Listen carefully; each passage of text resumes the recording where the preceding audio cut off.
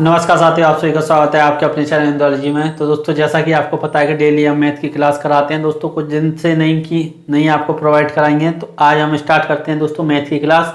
तो इसमें आप सभी को पता है प्रीवियस ईयर के क्वेश्चन हम इसमें डिस्कस करते हैं, जो कि बहुत ही इंपॉर्टेंट है दोस्तों। एनटीपीसी सीबीटी 1 में जो पूछे गए हैं और ग्रुप डी में पूछे गए हैं दोस्तों, उन्हीं क्वेश्चनों को आपको डिस्कस कराते हैं।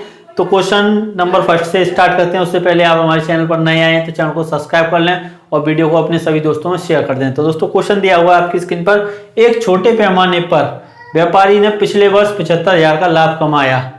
इस साल लाभ में 25% की वृद्धि हुई।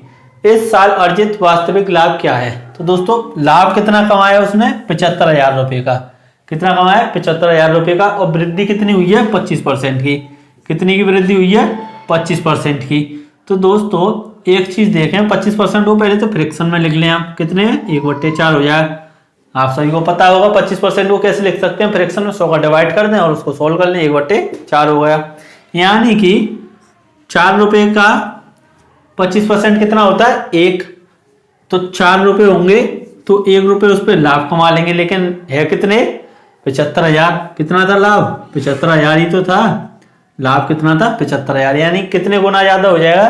तो दोस्तों, ये हो जाएगा हमारा कितना? तो ये कितने गुना ज्यादा हो जाएगा? ये हो जाएगा 18,750 गुना ज्यादा। आएगा 18,750 गुना ज्यादा। तो दोस्तों, कैसे पता करें?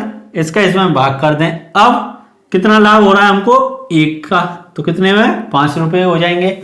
यानी टोटल तो ये भी 5 ना होकर कितना? 18,750 का इसमें भी गुणा कर देंगे। तो हमारा जब इसको सॉल्व करेंगे तो क्या आ जाएगा? 93,750। कितना उत्तर आएगा दोस्तों? 93,750 हमारा बिल्कुल करेक्ट आंसर हो जाएगा। तो इसी प्रकार से आप इस क्वेश्चन को सॉल्व कर सकते हैं। तो अब हम चलते हैं नेक्स्ट क्वेश्चन की ओर। तो दोस्तों, क्वेश्चन आपकी स्क्रीन पर दिया हुआ है, आप सॉल्व करें। तो क्वेश्चन है, एक टैंक को 5 घंटे में नल ए द्वारा भरा जा सकता है और बी इसे 8 घंटे में भर सकता है। नल सी इसे 10 घंटे में भरे टैंक को खाली कर सकता है। यानी सी जो टैंक है दोस्तों वो खाली कर रहा है और ए भी वो टैंक को भर रहे हैं। अब आगे पढ़ते हैं। यदि सभी तीनों नल एक साथ खोले जाते हैं तो टैंक को पूरी तरह से भरने के लिए कितना समय लगेगा? तो दोस्तों, टैंक कौन कौन से? टैंक तो एक ही है। तो दोस्तों, अब नल जो हमारे ए, बी और सी, यानी ए जो नल है दोस्तों वो टैंक को कितने समय भर रहा है? 5 घंटे में। नल बी कितने में भर रहा है? 8 घंटे में। और दोस्तों, नल सी खाली कर रहा है कितने में? 10 घंटे में। तो हमको टैंक की कैपेसिटी पता होनी चाहिए, कितना पानी आ रहा है उसमें टैंक में। दोस्तों, इन सभी का हम क्या निकाल लेंगे? एलसीएम। तो कितना आ गया? 40। यानी मान लेते हैं 40 लीटर का टैंक होगा। कितने? 40 लीटर का टैंक या 40 यूनिट का टैंक। लीटर मान ले तो और अच्छी तरीके से समझ में आएगा। दोस्तों, 40 लीटर का टैंक होगा। अब ये 1 घंटे में कितना पानी डाल देगा? तो इसका हम इसमें भाग कर देंगे तो क्या आया? 8 लीटर। ये कितना डाल देगा? 5 लीटर। और ये कितना निकाल देगा? तो दोस्तों, ये कितना निकाल देगा? 4। तो माइनस के 4 कर देते हैं यहाँ पर, यानी 4 1 घंटे में। तो अब हमारे पास टैंक में कितना पानी डल रहा है? तो ए प्लस बी प्लस सी करेंगे। तो यानी कि ए तो हमारा 8 है, बी कितना है हमारा? 5 और सी हमारा खाली कर रहा है तो इसलिए -4। तो दोस्तों, कितना हो जाएगा? ये हमारा 8 और 5 कितने हो गए? 13। 13 में से 4 घटाएंगे तो कितने आ गए? 9। अब हमको पता है कि 1 घंटे में कितना पानी जा रहा है टैंक में? 9 लीटर। तो अब 40 लीटर भरने में कितना लगेगा हमको? 40 लीटर और 9 लीटर 1 घंटे में जा रहा है। तो कितना समय लगेगा? 40/9 आवर। कितना? 40/9 आवर हमारा बिल्कुल करेक्ट आंसर हो जाएगा। तो दोस्तों, ऑप्शन ए इसका बिल्कुल करेक्ट आंसर दिया हुआ है। कौन सा? ऑप्शन ए इसका बिल्कुल करेक्ट आंसर दिया हुआ है। तो अब हम चलते हैं नेक्स्ट क्वेश्चन की ओर। दोस्तों, क्वेश्चन आपकी स्क्रीन पर दिया हुआ है, आप सॉल्व करें और वीडियो को शेयर जरूर कर दें अपने सभी दोस्तों में। तो क्वेश्चन दिया हुआ है तो दोस्तों, ये एक समीकरण दिया हुआ है, इसका मान पूछा है। तो अब इसको कैसे सिंप्लीफाई करना है? क्वेश्चन पहले क्या है? 5/8 गुणा 5/8 गुणा 3/4 भाग यानी डिवाइड 35/48। कितना? 35/48। अब इसका हमको क्या निकालना है? मान निकालना है। तो पहले हमको क्या सोल्व करना होता है? डिवाइड कर लेंगे। यानी 5/8 गुणा 3/4। अब डिवाइड को सॉल्व करने के लिए इसको क्या बनाना होगा? हमको मल्टीप्लाई। तो इसको हम क्या कर देते हैं? उल्टा कर देते हैं, यानी 48/35। अब हम सभी को काट लेते हैं, जो कट जाता है। तो दोस्तों ये हमारा कट जाए यहाँ से 48 और 5 से ये कट जाएगा कितनी बार 7 बार। और दोस्तों 2 से ये कट जाएगा कितनी बार हमारा, तो 2 से ये कट जाएगा हमारा 2 बार और 2 से ये 3 बार। तो ऊपर कितना हो गया हमारा, तो ऊपर हो गया दोस्तों हमारा 3 और 3 यानी कि 9, 3 त्रिकोण 9 और नीचे कितना हो गया 2 और 7 यानी 14, 7 दूनी 14 यानी 9/14 हमारा बिल्कुल करेक्ट आंसर हो जाएगा। क्या हो जाएगा 9/14। तो दोस्तों इस प्रकार से इन क्वेश्चनों को आप सॉल्व कर सकते हैं, बहुत ही आसान क्वेश्चन पूछे जाते हैं। तो अब हम चलते हैं नेक्स्ट क्वेश्चन की ओर। तो क्वेश्चन आपकी स्क्रीन पर दिया हुआ है। तो दोस्तों क्वेश्चन दिया हुआ है, किसी परीक्षा में बैठने वाले लड़कों और लड़कियों की संख्या का अनुपात 5:6 था। यदि 3531 छात्रों ने परीक्षा दी तो उनमें से कितनी लड़कियां थी। तो दोस्तों कितना आसान क्वेश्चन है, यानी कि बॉय और क्या है गर्ल, इनका रेशो दिया हुआ है। क्या रेशो दिया हुआ है 5 और 6, कितना है 5 और 6 और टोटल स्टूडेंट दिए हुए हैं कितने स्टूडेंट। तो स्टूडेंट दोस्तों यही तो हो गए, बॉय और गर्ल दोनों मिलकर क्या हो गए स्टूडेंट ही तो दोनों। तो कुल स्टूडेंट इतने कितने हैं 11।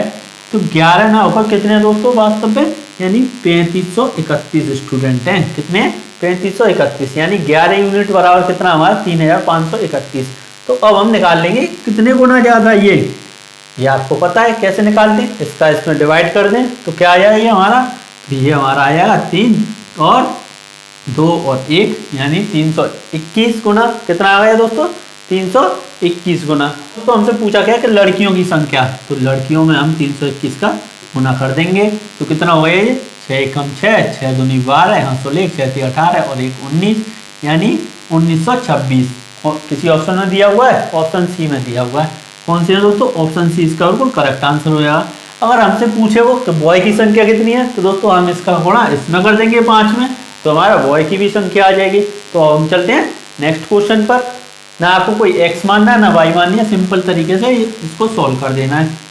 तो दोस्तों क्वेश्चन दिया हुआ है आपकी स्क्रीन पर, 200 मीटर लंबी एक ट्रेन 300 मीटर लंबे एक पुल को 30 सेकंड में पार करती है।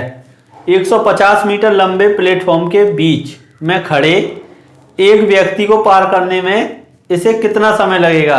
दोनों मामलों में गति समान है। क्या दोस्तों गति तो समान है। अब आपको इसमें कुछ ट्रेन वाले जो क्वेश्चन होते हैं उसमें आपको कुछ पॉइंट याद रखने की जरूरत है, जैसे कि ट्रेन किसी प्लेटफॉर्म को, किसी पुल को या किसी कैनाल यानी सुरंग को जब पार करती है तो वो कितनी दूरी को कवर करती है। तो दोस्तों जितनी प्लेटफॉर्म की दूरी है, जितनी प्लेटफॉर्म की दूरी है और ट्रेन की दूरी यानी ट्रेन की लंबाई, क्या ट्रेन की लंबाई। तो दोस्तों ये दोनों जितनी दूरी होंगी यहां से यहां तक यानी यहां से यहां तक, इतनी दूरी ये कवर करेगी। ट्रेन कितनी दूरी कवर करेगी, पुल की, प्लेटफॉर्म या सुरंग की दूरी, और ट्रेन की जितनी लंबाई है उतनी, यानी जितनी लंबाई पुल की है और जितनी लंबाई ट्रेन की है उन दोनों को जोड़ दें तो इतनी दूरी वो तय करती है। किसी पेड़ को, किसी व्यक्ति को या किसी पोल को अगर वो पार करेगी तो दोस्तों उसको कितनी दूरी चलनी होगी। तो दोस्तों उसको जो ट्रेन होगी उसको जितनी लंबाई होगी ट्रेन की जितनी लंबाई होगी दोस्तों उतनी उसको दूरी चलनी होगी। जितनी उसकी लंबाई होगी ट्रेन की उतनी दूरी उसको चलनी होगी। तो अब इस क्वेश्चन में दोनों कंडीशन दी हुई हैं।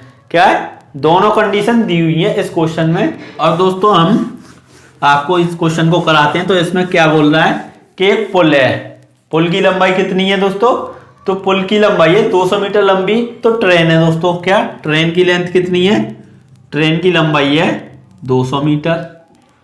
पुल कितना है तो दोस्तों पुल है 300 मीटर। कितना 300 मीटर। अब इन दोनों को जोड़ दें हम तो कितना हो जाएगा 500 मीटर। कितना हो गया 500 मीटर की दूरी चलनी होगी ट्रेन को। अब दोस्तों कितने समय में चल रही है, वो पार कर रही है 30 सेकंड में। यानी आपको पता है कि स्पीड बराबर क्या होता है डिस्टेंस अपॉन टाइम, ये आप सभी को पता है फॉर्मूला। अब दोस्तों डिस्टेंस तो हमारी ये हो गई, टाइम कितना है 30 सेकंड। अब हम इसको सॉल्व करेंगे तो ये क्या आ जाएगा हमारा, यानी स्पीड आ गई दोस्तों ये, तो कितनी हो जाएगी ये 50/3 मीटर पर सेकंड। अब दोस्तों स्पीड तो हमको पता चल गई, अब हमसे बोल क्या रहा है कि 150 मीटर लंबे प्लेटफॉर्म के बीच में खड़े एक व्यक्ति को पार करने में, यानी हमको 150 मीटर लंबे प्लेटफॉर्म से कोई मतलब नहीं है, बस उस पे जो व्यक्ति खड़ा है उससे मतलब है दोस्तों। और अब इस स्पीड से उसको कितनी दूरी चलनी होगी दोस्तों, जितनी ट्रेन की लंबाई है, यानी कितनी है 200 मीटर। यानी ये क्या हो गया हमारा डिस्टेंस, और हमको निकालना क्या है, टाइम ही तो निकालना है। तो टाइम बराबर क्या होता है ये सब आपको पता होगा, जब टाइम यहाँ जाएगा तो स्पीड यहाँ आ जाएगी। तो यानी डिस्टेंस तो ये हो गई, स्पीड कितनी है हमारी 50/3। अब ये 3 कहाँ चला जाएगा दोस्तों, ऊपर चला जाएगा मल्टीप्लाई में, 3 कहाँ जाएगा यहाँ आ जाएगा।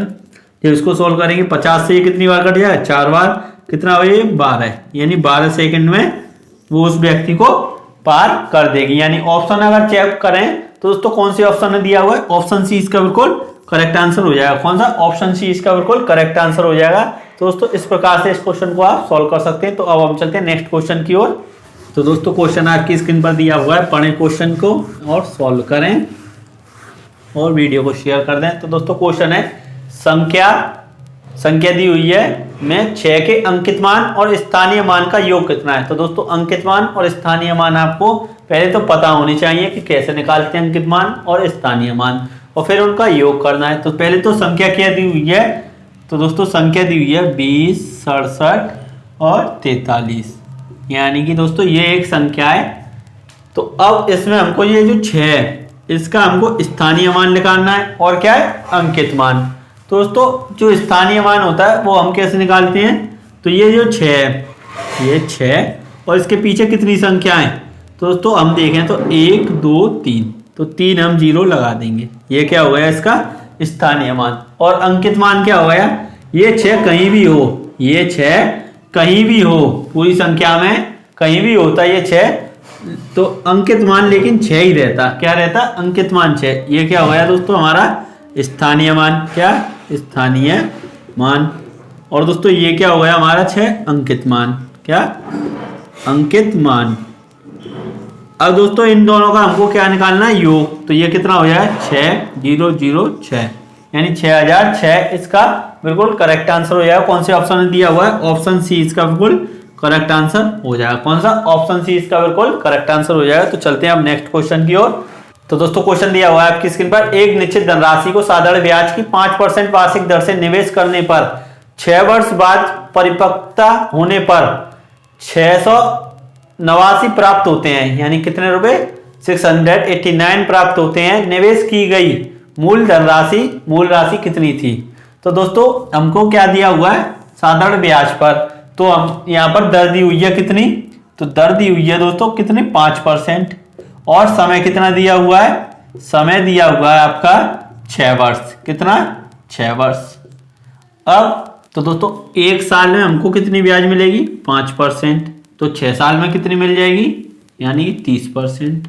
कितनी ब्याज मिल जाएगी 30%। अब इसको हम किस में लिखेंगे, फ्रैक्शन में। 30% को जब हम फ्रैक्शन में लिखेंगे तो ये क्या हो जाएगा, ये लिख सकते हैं। अब 0 से ये 0 कैंसिल, यानी 3/10 हम लिख सकते हैं। कुल जो धनराशि थी दोस्तों वो हो गई थी हमारी 6 वर्ष बाद कितनी, यहाँ पर अगर देखें तो कितनी हो जाएगी 13, क्योंकि 3 रुपए ब्याज और 10 रुपए की 10 रुपए पर अगर 30% निकाले 10 का तो कितना हो गया 3, और ये अब ब्याज में जुड़ जाएगी किसमें 10 रुपए, क्योंकि मूल धनराशि 10 ही तो है, तो 13 हो गई। लेकिन 13 ना है, उसमें क्वेश्चन में कितना दिया हुआ है 689, कितने गुना ज्यादा हो गया ये, तो दोस्तों ये हो गया 13×5 65 और 13 थी 39। कैसे पता किया, इसका डिवाइड इसमें कर दिया, 53 गुना है। अब हमसे पूछा गया है कि मूल धनराशि कितनी थी, तो दोस्तों मूल राशि 10 ना होकर ये भी 53 गुना ज्यादा हो जाएगी, तो कितनी हो जाएगी 530 रुपए, कितनी 530, और ये हमारा बिल्कुल करेक्ट आंसर हो जाएगा। कौन से ऑप्शन में दिया हुआ है, ऑप्शन ए। किस ऑप्शन में, ऑप्शन ए इसका बिल्कुल करेक्ट आंसर हो जाएगा। तो दोस्तों अब हम चलते हैं नेक्स्ट क्वेश्चन पर। क्वेश्चन आपकी स्क्रीन पर दिया हुआ है, तो आप क्वेश्चन को सॉल्व करें और वीडियो को शेयर कर दें। तो दोस्तों क्वेश्चन दिया हुआ है, 28 माह पूर्व ए की आयु बी की आयु से 3.5 गुना थी। अब से 4 माह बाद ए की आयु बी की आयु से 2.5 गुना हो जाएगी, तो उनकी वर्तमान आयु का योग बताना है। तो दोस्तों 28 माह पूर्व यानी पहले ए और बी की आयु, किसकी?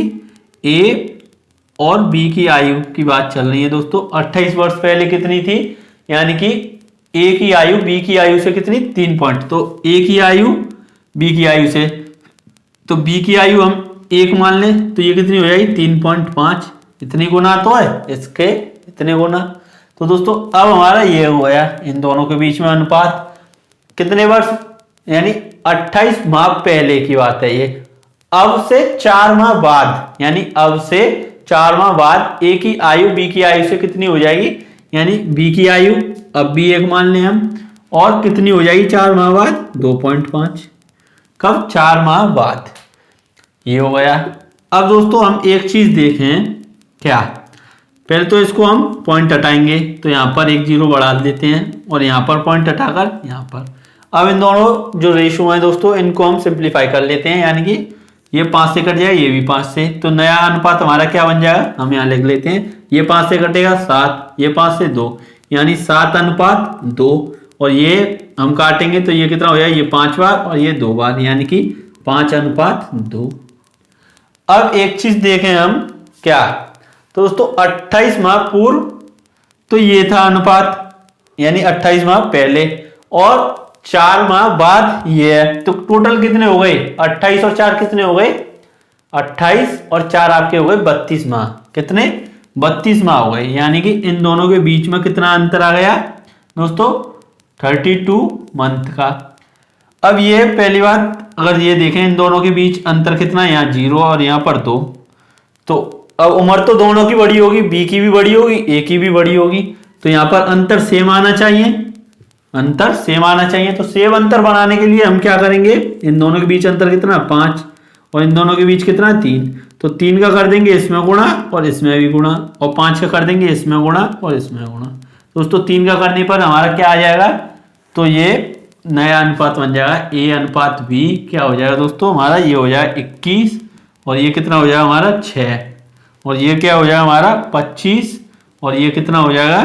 10।